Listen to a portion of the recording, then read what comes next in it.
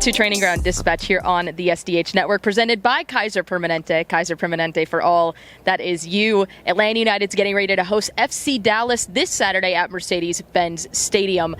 Let's get us ready for it. I mean, we're coming off of that 4-3 victory over NYC. I think any of us have had a little bit of time to recover. I think my voice is back by now.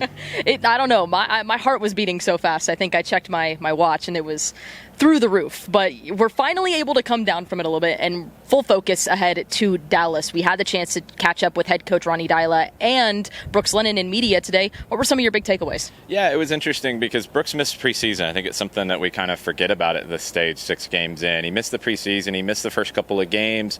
You know, he's not going to be at the same exact level as everybody else. Fitness-wise, I think he's okay. Remember, it was a shoulder surgery in the offseason, so he could run. He could get fit, but maybe not match fit. The tactical side of it was what was interesting to me is he missed a lot of those foundational elements in preseason. So I asked Brooks about kind of where he feels like he's at coming back from the injury, and then we talked to Ronny Deila about Brooks' importance in the group, and here's what they had to say. Missing preseason and kind of missing some of the tactical work, do you feel up to speed now at this stage? Definitely, yeah. I feel 100% up to speed with, what the coach wants and his tactics and his game plan. In terms of your vision for the way you want to see the team play, how important is it for Brooks to continue to get sharper and fitter and more embedded? It's of course important, but I think already he's playing good. But this is about the team. It's about relations. It's about getting up in the right situations. I think we were very static in the game against New York. They play from behind. Everybody's standing still and playing, and then it's very easy to stop us. When we get more movement and we are more forward-minded in what we're doing, then you come in, you make the opponent to move, and then you get into good situation to solve, and then you know what Brooksy and Dom or whoever is playing can do on the fullbacks. So it's a team thing, but I like what I see with Brooks, and I think it's improved defensively. Still things to improve as everybody else, but we're going the right way. Really interesting stuff from both Ronny Deila and Brooks Lennon. What did you make of what they had to say? Yeah, I think it's good to hear Brooks being confident in where things are right now. And he also talked during the conversation about building the relationships with the guys around him. And that's important to see that continue to develop. He played with Saba last season. He played with Bartosz last season. He played with Moranchuk some last season. But he hadn't played with Miguel Almiron. He hadn't played with Latte Lot. Those are things that will continue to develop. And then I always love when Ronny will take a question that is like very granular and make it big, because he's so good at explaining like game theory and team theory and the game model and how everything is interconnected. You can get into where guys are positioned on the field, but then you have to realize they're going to move, and he can move pieces around. But Brooks is one who's going to be that right back, going to get forward, and it's so important in terms of stretching the team. And I feel like he's getting better and better in terms of how he fits within the team every game that he plays. I feel like we both have agreed, in every game since that Montreal match, we have seen the team continue to grow, continue to get better. NYC, I felt like we saw a really solid performance, especially in the second half of that game. And it was a weird one. It was a weird one, especially the first half felt a little bit flat. Second half, you made some big changes, and then you were able to get the production going again. We were seeing the pieces finally fit in certain places, which is really important, especially heading into these next 2 home games. Yeah, you got to remember, you had international break the week before, and we always talk about the game during the break. You got to look at the game after the break as well. You had guys coming back from international duty, some guys making long trips, guys coming across the ocean, Stian Gregerson, Bartosz Slisz, Miguel Almiron, Luis Abram, all guys who played a lot of minutes and also made long trips. So their week was not normal. Look at Miggy, for example. The last time that Miggy played 2 games during international break with Paraguay and then played 90 the next week, it hasn't been often that he's done that in the last few years. So that muscle memory only goes so far. You've got to have that ability to handle those moments, because when you start to get tired physically, you start to get tired mentally, and mistakes will happen. And things like we saw in the New York City game where the team wasn't at their best. They fought through it, though, and got something out of the game. So that gives you a lot of belief, a lot of hope, and I think a lot of that when you're in a game and things are hard and you're playing a good opponent and it's not quite going your way, you can always look back to what you did against NYC and say, you know what? We can turn this around through sheer effort, through sheer quality, and they did that. Here's a little bit more from Brooks Lennon and Ronny Deila from today. You mentioned learning Miguel's tendencies. How do you feel the relationship is with you and Latte Lasso?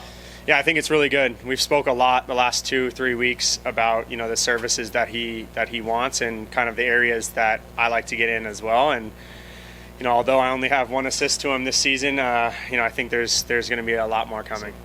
What are some of the challenges that Dallas brings to you guys on Saturday? Yeah, I think, like I said earlier, just their transition is you know, lethal. They've scored a lot of goals in you know, quick transitions. They've got speed up top.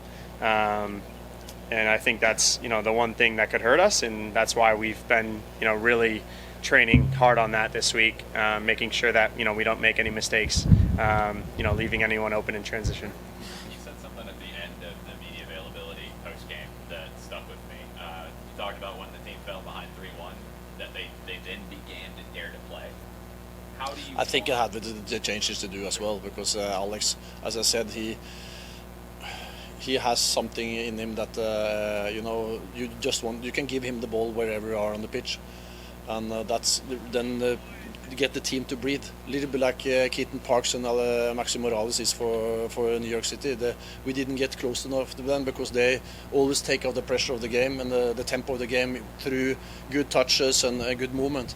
And that's where we have to go. We have players, and Tristan has been very, very good for us. I think also Jay come on, did very good. Bartos is, you know what he is. He's a dog in the midfield. He is fantastic defensively, and he develops offensively as well. But you don't learn anything before you try. And you know, as I said to him, I rather have mistakes than that we don't dare to play. And I think through experiences we learn to know each other better, and that what I'm saying I really mean, and that's the way going forward. But I think they had with that to do. I think also New York start to get tired, and they start to get scared of losing when they get 3-2 there, and they felt it was coming, and we did. So, but again, this shows what we are capable to do. I found it really interesting, especially what Ronny said in that post-game press conference, being dared to play. And we talked about this team, especially not being afraid to make mistakes, not being afraid of the consequences. And we saw that against NYC, and this team being able to fight back to then get the 4-3 result. Yeah, I think the way he put it, and it's such an interesting turn of phrase. So it stuck with me all week. I went into a whole bit about it on Atlanta Soccer Tonight. Go back and listen to that from Tuesday, where it was a 30-second clip, and he had like 3 different lines in it that just stuck with me, and I was able to really decipher it. He said after they fell behind 3-1, that was when they dared to play. And it's something that he has talked about throughout this season. He wants his team to be brave. He wants his team to take chances. He wants his team to be unafraid to make mistakes. And I think the first half against NYC and into the second half, they didn't do that. They looked afraid. They looked hesitant, and that's not something that I would associate with Atlanta United so far in 2025, and it's not something that Ronny Deila wants to see. Now, they fell behind, and they're able to then turn that because they dared to take chances. They dared to make things happen.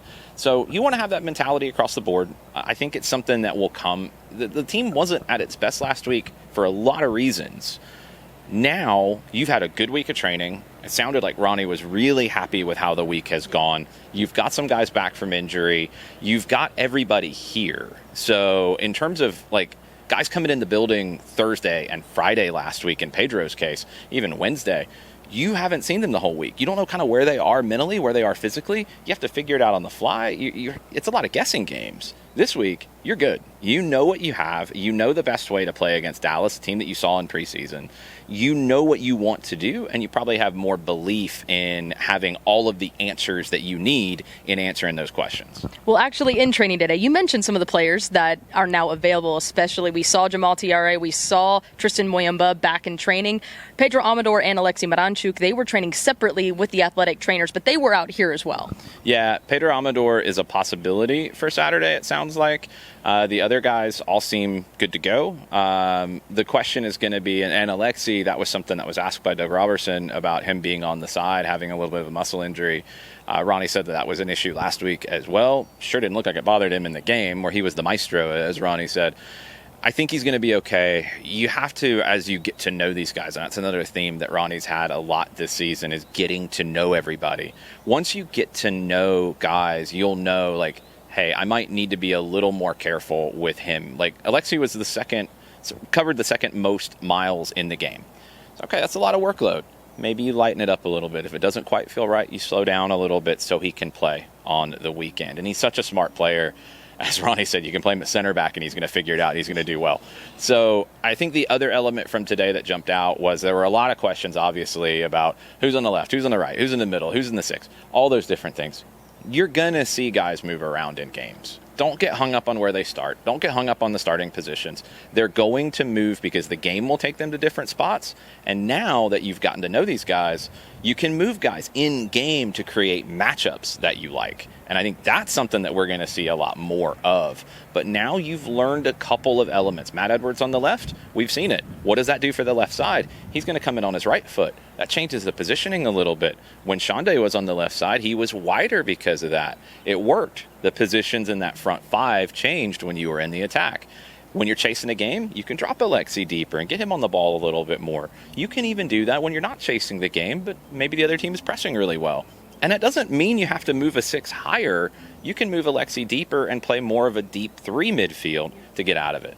It's all about problem solving. And I think where you are right now, Ronny Deila has got more answers in terms of how to solve problems as they arise in a match. And I think he's got a squad that gives him a lot of different ways to solve those problems. The puzzle pieces are finally clicking together, and we're going to see a bigger picture, especially as we head into Saturday's matchup. Atlanta United versus FC Dallas at Mercedes-Benz Stadium at 7:30 p.m. Pre-game is going to start at 6:30 with myself and Abe Gordon on 92.9 The Game and on the Odyssey app. You can also watch it on MLS Season Pass. A little bit after 7:30, though, the voices of Atlanta United in Mike Conti and Jason Longshore will take over.